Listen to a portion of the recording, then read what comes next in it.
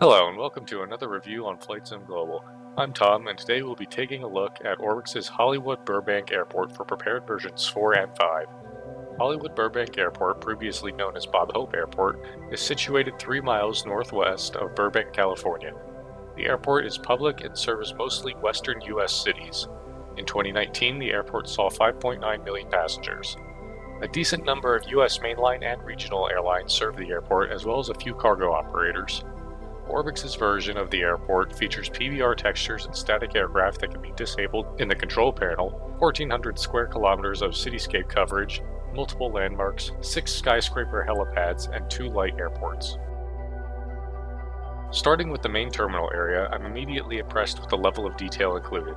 There are many smaller objects that make the airport feel busy and cluttered, which is something I love to see developers do. The quality of the textures on both the ground and buildings are high, as well as the modeling of the buildings. The structures aren't just flat 2D shapes with texturing, but have properly modeled depth.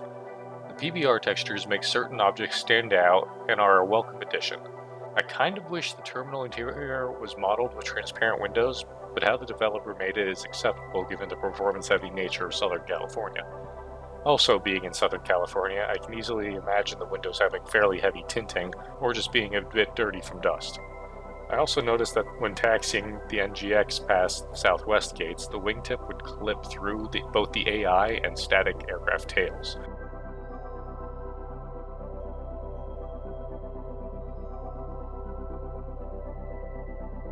Looking at the positioning on Google Maps, the taxiway position looks right as the wingtip is over most of the yellow boxes, but going by the aircraft, the planes are parked more forward in real life.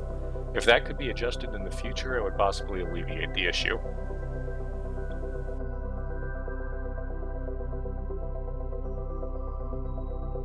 The Orbx people flow technology has been used fairly extensively, and a Burbank area plane spotter is even present.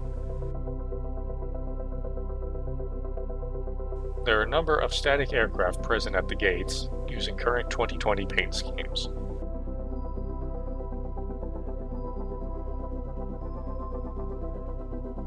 The road side of the terminal has lower quality ground textures since you're less likely to see them up close from the cockpit, and many smaller objects to bring in detail.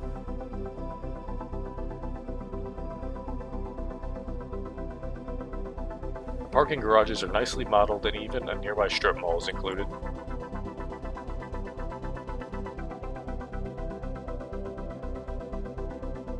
Moving to other parts of the airport, pavement and ground textures appear to be of consistent quality, but the buildings have lower quality textures, but still not bad.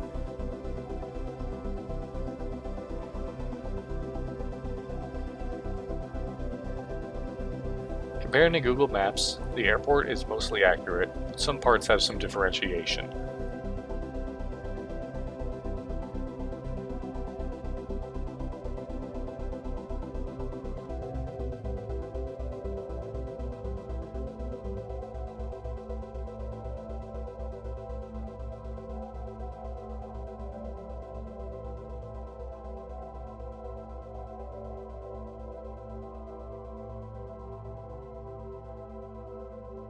It's worth noting that Google Maps has errors around the airport already, and I don't have the resources to properly verify the current state of the airport.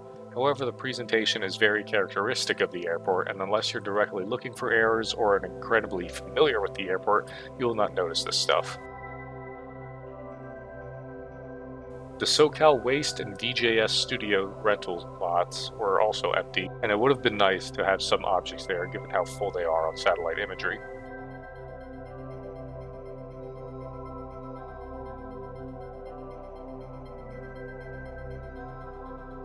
Ultimate Traffic Live AI traffic appear to not have much difficulty navigating the airport grounds. However, on one of my info gathering inspections, I did see one of the Southwest 737s overrun runway 8 on takeoff. Not quite sure what's happening there.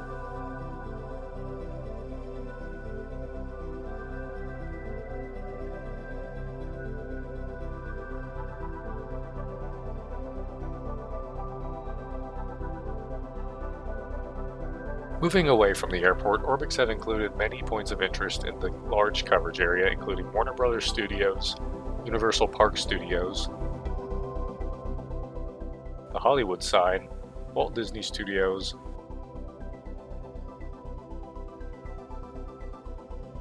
Portal of the Folding Wings Shrine to Aviation, Six Flags Magic Mountain, where I've spent many hours in Roller Coaster Tycoon 2, and more. They also included updated but lightly detailed versions of Van Nuys and Whiteman airports, and the San Fernando Valley RC Flyers Apollo 11 Field Airport. While not fully modeled, I hope their inclusion in this package doesn't exclude them from receiving full detailing in the future. The developer has stated that the level of detail in these airports will improve in the next patch, but for now they're very basic. The coverage area blends pretty seamlessly with the surrounding Orbx Southern California region, even the more urban areas, which is where I find most developers struggle. Night lighting around the region is exactly what I've come to expect from Orbx products, with proper lighting on streets and roads. Back at the airport, the lighting matches the data on airnav.com and generally looks like an airport should, with night lighting in the appropriate places getting lit up. The addition of dynamic lights is also a welcome touch and something I expect at this stage. Performance-wise, the airport doesn't seem to have much of a hit on frame rate. My frame rate did drop when looking towards Los Angeles International Airport, however, even if it wasn't fully in view behind the mountain. Hollywood Burbank Airport fills a spot that has long been neglected in the ESP-based sims. The airport caters to a wide variety of domestic U.S. airline operations as well as a large general aviation scene. For $39.95 Australian dollars, or roughly 27 US dollars or 24 euro at the time of recording, you get a fairly authentic looking version of Burbank Airport with a nice large coverage area of the surrounding valley. Apart from a few minor issues with the aircraft parking spots, the airport is a solid addition to the sim. With that, I'd like to thank you for watching and wish you all happy landings.